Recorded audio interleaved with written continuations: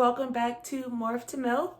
I know it's been a very long time since I have uploaded a video, but now I'm back. My son is now 6 months old and I have so much that I want to go over in this new vlog with you guys. So in this video, I'm just going to touch up on what it's like to have a newborn in this pandemic. I'm going to brush up a little on postpartum depression, seasonal depression, and what it's been like just adjusting with being a new mom. My son Kai was born on May 15th at 12:42 p.m. He was 6 pounds, 10 ounces, and to be honest, my labor and delivery was extremely well. So I went into labor on my 40th week, May 15th, my original due date. I started having very strong contractions around 2 a.m.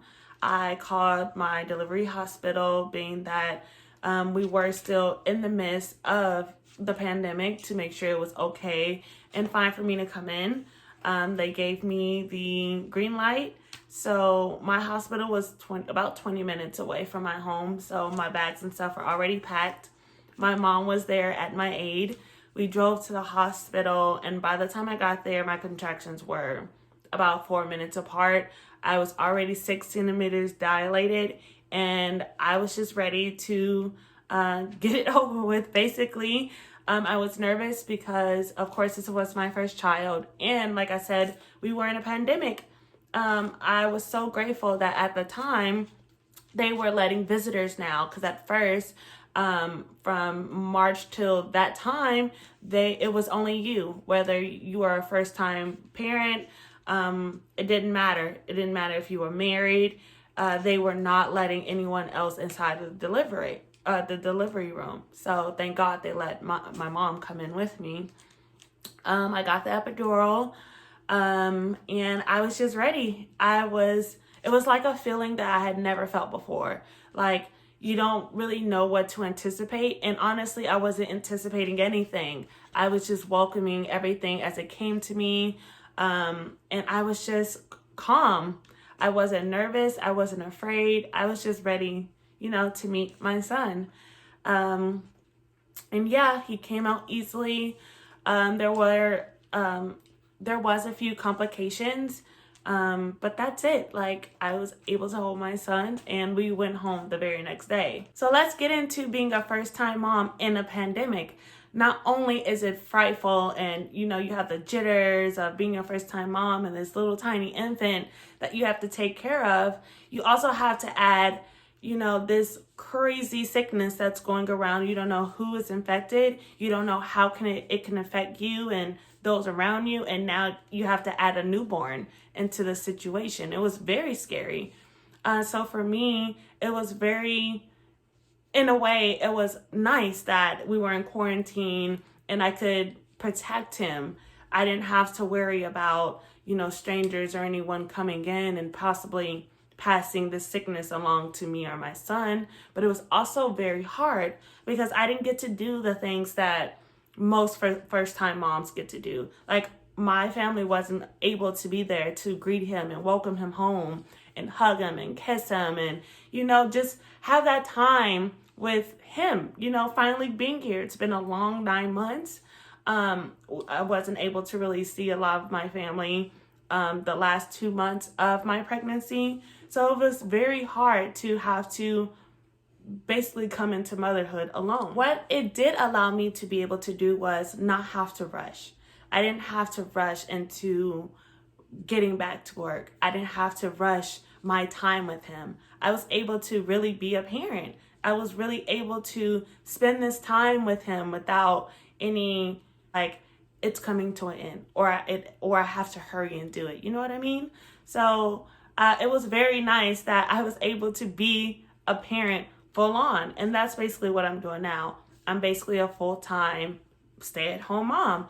I take care of my son, and that's it, really. And I honestly, I wouldn't say that, COVID-19 is a blessing in disguise, because I think that's a horrible thing to say, being that so many people have lost their lives and loved ones to it.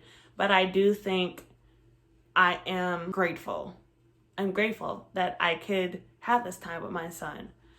One thing that I can say that being quarantined and being isolated, it did really affect me.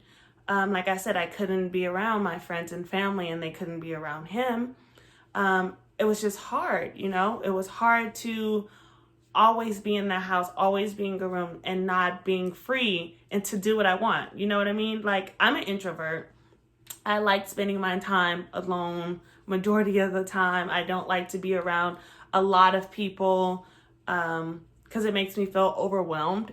But also, I also like being able to do things. Like, I don't like being confined against, I wouldn't say my will, but I don't like being confined and not having the option to go out and do anything, to, go to the park with him or go to the mall or just do anything with him because of the pandemic and because of the lockdown. And it also really did affect me mentally. Like, I wouldn't say I wouldn't say I had like suicide thoughts or anything like that, but it did take a toll on my mental, and it still does. Like I said, my son is 6 months now, and we've aside from a few family members' house, we just stay home. Like I said, we can't go to the park. I very seldom take him anywhere, like to the store or anything like that, because you just don't know. He can't wear masks. We have flown on the airplane. We've taken a trip to Dallas, Texas a few times to visit family and friends. And I am extremely careful with him. I put a little baby hood over his head so that, his face isn't completely out there, since he can't wear a mask. I keep hand sanitizer and hand wipes. I constantly wash his hands and his fingers, and so that he's not putting his fingers in his mouth that he's touched, that may have the coronavirus on it. It's very hard to not only have to worry about you and your health, but also a little baby, your responsibility, your pride and joy. One thing that I did to be able to help me in lockdown and to be able to keep myself out of postpartum depression and just, pandemic depression, I tried to find new things to keep my mind busy. So whether that included drawing and sketching, reading, looking things up on YouTube, just whatever I could to kind of keep my mind going, so that I didn't fall into the pits of depression. And now, don't get me wrong, I did have my bad days. I did have those days to where it was very hard for me to find joy in the day outside of my son. Looking at him gave me, a sense of joy, but also being unhappy and kind of being closed in, it really did, kind of, it stalled at that happiness, and I love being around my family. I love being around my friends. And so them not being able to be a part of this journey like I wanted them to, it made me sad. And I mean, I'm not afraid to say that some days it was hard for me to get out of bed. It was hard for me to move forward and go forward. Some days I just wanted to just stay in bed, of course, all day. That's all I could do, but just stay in bed and not talk, I can recall a few days of where I didn't speak anything. Like, I didn't open my mouth to say anything. I was just so consumed in my thoughts and my emotions. I couldn't I didn't have any words to say, and it was kind of hard to admit that to friends and family. You don't want to just come out, even your doctor's visits. You don't want to come out and say, yeah, I'm depressed, but I have this great gift at home. I have the luxury of staying home and being with my son. You don't want to come off as being unappreciative. And I know that sounds really weird to say, but for me, that's how I felt. Like I didn't, when the doctors and everyone asks, how are you doing? It's great, I'm happy. I'm okay or something, but I never was brave enough to let anybody know exactly how I was feeling.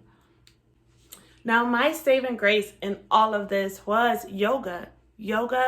Meditating. I have a new love for meditating. And especially now, I like to wake up in the mornings. I try not to speak or talk before meditating. I know that's weird, because I want the chants and stuff that you say during meditation to kind of become my set point, my mood. So I don't want to wake up in the morning and already have this affirmation that, oh, I'm having a bad day, because I feel like once you say something, you're speaking it into the universe. You're speaking it upon yourself. So when you do these meditations and, you chant, one of my favorite chants for meditating is peace surrounds me, love fulfills me, and happiness guides me. Like, I feel like once I start those days with my day with those affirmations, then I'm unbeatable. I can take on things. Also, too, candles and having a nice setting, taking a shower, having all candles lit, having body scrubs and stuff, like having a moment for yourself. That really helped me and helped bring me out of any funk that I was feeling. So yeah, yoga, meditation, and candlelit showers. Working out is something that I used to, and I really do still love, but I can also say it was very hard for me to find the motivation to do it, especially in those times when I was feeling that lockdown, postpartum depression. I didn't have the motivation to get up and start feeling good about my body, I didn't feel like getting up to do sit-ups and squats and stuff like that. Like, I didn't have the motivation for it. But don't get me wrong, working out does provide those endorphins and stuff that you need to be able to get you in a better feeling. That's why a lot of people say, when you're feeling down, when you're feeling lazy, get up, do a small workout. But I just didn't have it in me sometimes to work out. And I also found that, eating right, making smoothies, watching what you put into your body and for your diet, that really helped too. Like, I didn't want to be around and just sitting around eating junk food.